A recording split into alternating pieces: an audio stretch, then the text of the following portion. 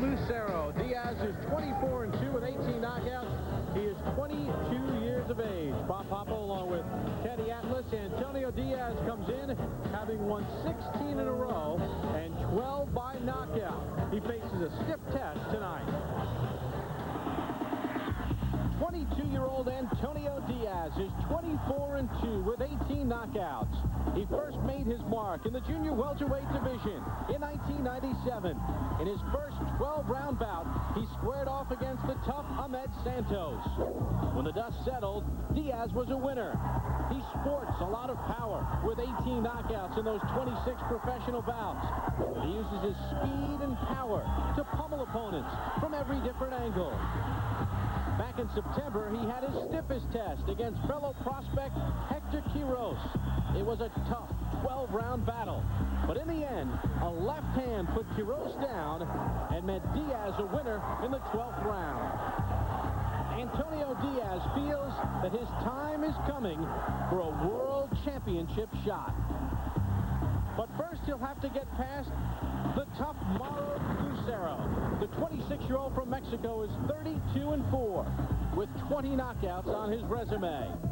In 1996, he squared off against Michael Clark, and in round number 4, Clark was on the canvas. In the end, when the dust settled, Clark would win a 12-round decision. Lucero has challenged for a world championship and would like another shot. Number 9 by the WBC. Antonio Díaz has one of the minor world championships. And Teddy, size definitely does make a difference, doesn't it? Oh, yeah, no doubt about it. This is where I think a positive gets turned into a negative. The positive, Lucero just won 12 tough rounds in a real competitive fight with the lightweight champion of the world, Bazan. But he was only 132 pounds in that fight. This fight is at junior welterweight. Díaz, I believe, is going to use his weight and his strength and make it an inside fight and take advantage of being the bigger guy in this fight. Well, it all unfolds over 12 rounds. Here you're going to look at Mauro Lucero, and it'll be interesting to see how Mauro Lucero handles the size of Antonio Díaz. As we mentioned, Díaz has won 16 in a row and 12 by knockout, coming off a split decision win against Corey Spinks on December the 12th. And before that, he had a big test against Hector Quiros, and he won that fight with a 12th round knockout. And he was hearing it from the crowd here in Las Vegas. And Teddy, should be an interesting fight. What do you look for early? Well, I look for right away immediately for Díaz to establish being a bigger guy. Try to size him up, don't run into nothing, and then start to close the distance, start to make it inside fight, start to make it a difference between a junior welterweight and a guy who is only 132 pounds in his last fight. All right, that's tonight's main event. Let's take a look at the rules. Antonio Díaz and Mauro Lucero. Now we take a look at the knockout ratio. Díaz at 69%. 12 of his 18 have come within the first 2 rounds. Lucero has 13 knockouts in the first 3 rounds of his 20. Both these guys have been really good fighters. This is a real good, solid matchup. You can see already that Díaz is trying to press the fight.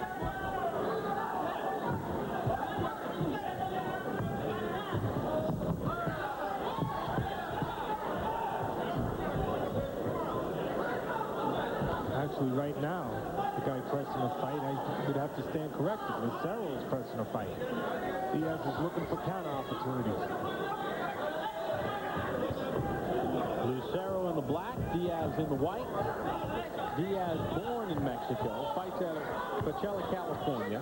Lucero, born in Juarez, Mexico, and fighting out of Mexico. What would make such an even matchup? One guy pressed more than the other guy. Styles is one, but these guys are fairly similar styles. I believe the reason Lucero is pressing the issue right now is the fight is coming off. He's coming off fighting a close fight. A majority loss in 12 rounds to Cesar Bazan. He has confidence right now.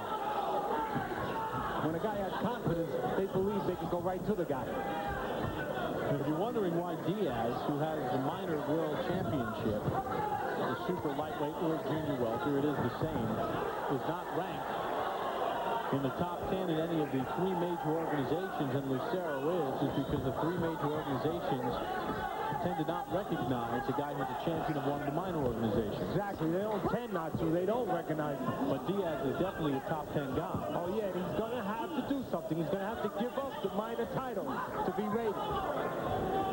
But obviously, having said that, there's nothing minor about this fight. This is a solid fight. You can see Díaz looking for those counter opportunities. And this is where the aggression coming from the confidence of a title fight can work against Lucero. He may walk into something.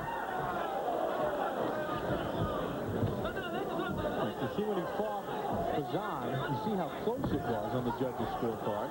In fact, one of the judges had it even. Come to the end of round number 1. Antonio Díaz and Mauro Lucero in a scheduled 12-round bout. Reigning junior welterweight champions, and you see the list, including Vince Phillips, the IBF champion. We saw Reggie Green defend his NABF title last week, and Pikesville, Maryland is not in the top 10. Lucero is ranked number 9 by the WBC, but Díaz said, as you mentioned, if he does give up the title, can jump right into those rankings and could be fighting for a world championship before you know it. Yeah, and this is that kind of fight. Forget about minor titles. This is a solid top 10 fight. And he would have to give up, which he wouldn't mind in 1 second. He would give up the minor title. How about the left and right by Díaz, and down goes Lucero. He felt him out the first round, and then he used his size the second round. He's not getting up. Count is 8, 9. Jay Nady's calling him out. Mauro Lucero has been knocked out here in round number 2 by Antonio Díaz. He came in here confident, maybe a little overconfident. And he walked into a big punch from Díaz. Díaz was real smart that first round, sized it up a little bit, and then he said he was going to use his strength.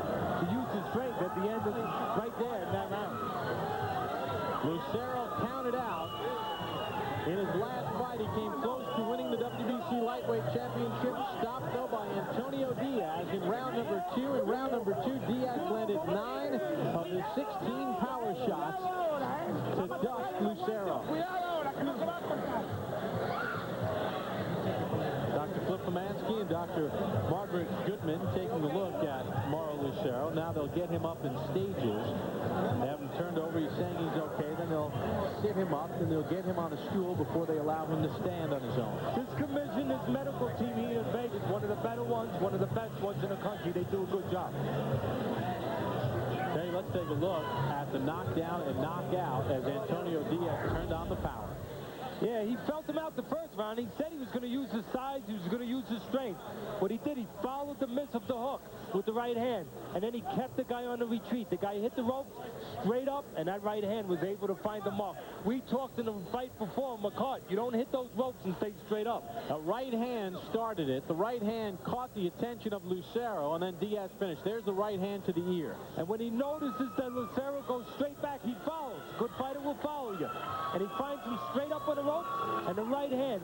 The first punch doesn't get in there. The second, the third, and the fourth. That is the advantage of combination punching.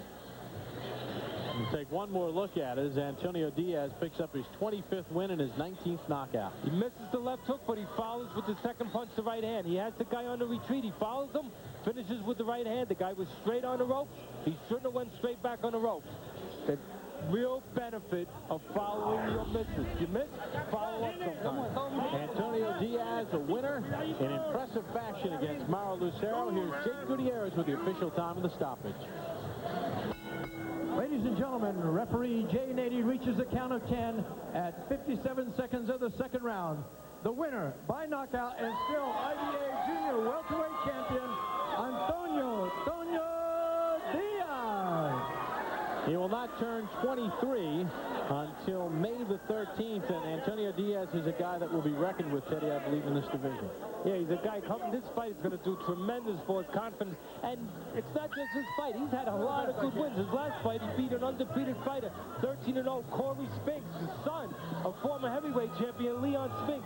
So this guy has already shown a consistent ability to beat good fighters. Antonio Antonio Díaz stopping Mauro Lucero. Shocking. In that first round, I turned to you. I turned to Brian during the first round. I said, Lucero's pretty to watch, isn't he? He rides back. When Díaz is throwing right hands, Lucero was turning his head, riding them back and negating the power. He was bending at the waist well. He was the only thing he wasn't doing was jabbing to get in. He was throwing short hooks. They were too short, but just a pretty fighter to watch. And it looked to me like Lucero's going to wear this guy down eventually and stop him. Out of nowhere, he gets knocked out. I mean, in boxing, there's no time limit. Anything can happen at any point in this fight. This fight looked like it was shaping up to be a good competitive fight, and bang, it's over. Antonio Díaz, only 22 years old now, 25-2, so on the way up, an impressive win for Díaz. Much more to come here in time, and we've got more on Sunday for our classic KO. Mauro Lucero in round number 2, and Antonio, you have to be pleased with the way you were able to take out a guy who nearly won a world championship in his last fight. Yeah, it was surprising. You know, I went in there, I felt him pretty tough. He hit pretty hard. He caught me with the left hook. They had a strong left hook. But, you know, I was prepared. I've been training very good. I was in one of the best shapes of my life, and I just came in here and do my job. Teddy, you have 2 brothers that fight. Have your brothers said anything about your performance tonight? They're excited. They're very excited. You know, both of my brothers have been, well, actually 3 of my brothers have been helping me for this fight. I want to thank, again, I want to give them a big thanks, Díaz for being my trainer, and Lee Espinosa, my trainer, and my brother Jesus and Julio Díaz, who helped me train and spar, and they got me in. Well, you had one brother that fought for a world title in a losing effort, right? He fought for a world title. Are you going to be the first brother to bring a world title home now? Yes, I have 1 world title right now, and I'm going to bring 1, 2, as many as I can. I'm going to keep on working hard. We're going to keep on working together, and we're going to bring as many titles as we can. First round, I was a little slow. I came out in the second round, and I knew he had little openings with his jab. Every time he threw his jab, he dropped his left hand, and I was able to connect the straight right hand, which is one of my best shots. I hurt him with the right hand and finished him off with my left hook.